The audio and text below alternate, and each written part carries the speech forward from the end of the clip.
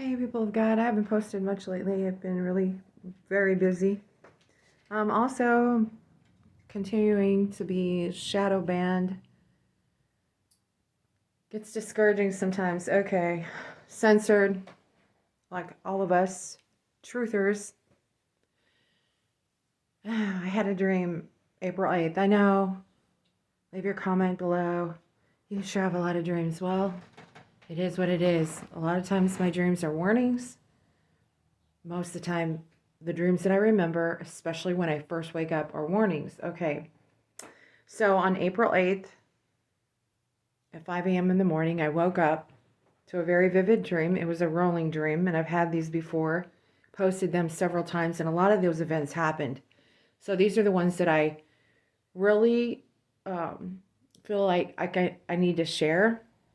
Okay, so right now, I am doing a remodel for my company. Setting up huge Maddox and setting up the sales floor, it's a lot of work. And I know that if people haven't worked in retail, they don't have an understanding of what it really goes into as far as setting up that sales floor. So they're setting up the whole store, rearranging the whole store, remodeling the whole store. Now, this goes into my dream. I dreamt that instead of building the store and building the sales floor, we were tearing it all down. And in the dream, as I processed it, I realized that every area, every part of the sales floor was also significant to the world that we live in right now. And it was actually centralized or compartmentalized in my dream as far as each specific area. Okay, so the first thing I saw was a man standing there delegating to others. He was in a suit. And I looked at him and he had turned his hand over. I didn't see his face, but he was in another, I always see him in a black suit. I believe it's the Antichrist. And on his index finger, on the palm of his hand and on his index finger, he had black birthmark on his index finger. Okay. I don't know that you may know this or not, but right now they can get your DNA through skin. They don't need your hair or your blood or any other thing. We're going fully into a biometrics surveillance state, cryptocurrency based on your credit system and not the credit system that they've lined up from the past. This is going to be a new credit system based on how other people like you. And your index finger is what you use for you doing your fingerprints, okay? So it was significant that this man had these markings on his index finger. And I heard in my dream the words, he has shadows on his hand, the hidden hand. Okay. Then the next part of the dream, I saw people frantic as they were tearing down all this Maddox, palleting it up. Instead of building it, they were tearing it all down. Everything was being torn down in every area of the store. And I'm sorry, my floor is squeaky. So I saw people frantic and wondering why this was happening and what they could do to stop it. Nothing could stop it. And so people were palleting it up and everything was being torn down. Then I turned the corner and I saw what looked like a 12-foot man. And he was dressed with regular clothes, kind of shabby looking. And his hair was disheveled and he had a full beard and he was real gruff looking. And he had sunglasses on. And I looked at him and I was like, dude, that is one serious spook, okay? I was like, what is he doing here? What is going on? And he was standing there delegating to everybody else like he was one of those monitors watching to make sure everything was being taken down correctly. And as I walked away, I heard in my dream, giants. Then I went to another area of the store. I saw a woman sitting in one of those patio chairs, those fold-out patio chairs. You got to understand, I work in a retail store. So my dream was kind of based on what I'm around and how it all works out as far as what God is trying to tell me. So this woman has got these long, long legs, okay, like not even normally or naturally does anybody have these really long legs. She was sitting in this chair laughing. She had like a weird pointed crown on and she had really super long fingernails and she was laughing and laughing and laughing as these other group of people were telling the rest of the mass of people that were there trying to get what they needed as supplies and stuff, they were laughing and they were singing, "You'll own nothing and like it. You'll own nothing and like it." And people were lining up, trying to get supplies, trying to get food. And she was delegating who could get food and who couldn't. And I believe it was the Queen of Heaven. Or Ashtaroth. Or Isis, or whatever. That Babylonian Semiramis. That other entity that works with Baal. Okay, so then I saw these people and they were being turned away, okay? And then the next thing I looked, and then the ones that were being turned away, suddenly their clothes changed and they were in orange. Boom. Oh, this dream was so weird. Okay. Then the next part of the dream, I saw lots of youth. And I saw all these people that were probably in their 20s, not even 30 yet. And they were all really sad because they had to line up in another area and they had to have backpacks. Oh, wait till you hear this. So they had backpacks on and they were in camo. They were army issued backpacks. And they were crying. Okay?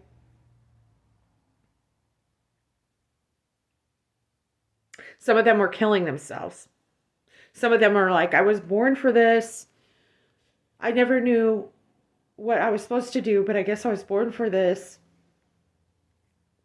Now, I have another brother who I adhere to and listen to everything he says because he knows, because he's a combat vet, okay? And he said they probably won't call up the draft. And then he said, not like what we know it. And so here's the thing. I think as we go into this new phase, or what they call the Great Reset, which is another name for the New World Order, they're going to do something. And I don't know if the young people will be forced, but that's all out there. I believe if there's preemptive strikes on our nation, that potentially they could, maybe they'll voluntarily go. But what I saw was that they were crying. And my sons are all millennials and in that age group. Okay. And listen to Chad Carr, because he shared some things, and also Fear No Man, because he shared some things about what Lisa Haven had brought out. And I put that on my community page about how they have actually just minimized our military and they can't get people to enlist, whatever. You can look at that at your own time. Okay, so this dream is just so vivid. Okay. The next thing I saw, was an elderly person walking by me. And then I heard, "There's some of them that are not going to the future." And then I was knowing that the overall plan was, I would say, probably 50 and older gone. And then I saw children. And from what my dream was saying is that the children that you see now, the little children, let me just say it like this: there's not going to be a lot of children in the future. Then I realized, as I looked at these young people lining up with their army packs, that a lot of them were flat effect and they all looked the same. And I was sharing this with a sister in the Lord, that a lot of these children that I work with in the general public, I have eyes of a nurse, okay? I've done every kind of field in nursing. I was the wound nurse and the infection control nurse before I walked out of nursing. I've done psych. I've done postpartum newborn. I've done long-term care. So I have a long list of experience with people in the healthcare field. I've done long-term non-rehabilitatable brain and traumatic injury. So I'm just saying that what I see with people, I see with the eyes of a nurse. And I noticed that a lot of the millennials and these younger people, like under the age of 30, have a very flat effect and they all look the same, which made me consider potentially tinker. They've been tinkering for a while with all these things. And that was my dream. And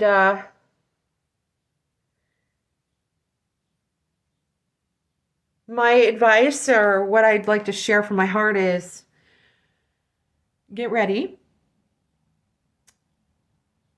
And I've been saying this and others are saying this, but I also get ready to help other people and do triage and know your first aid, your basic first aid.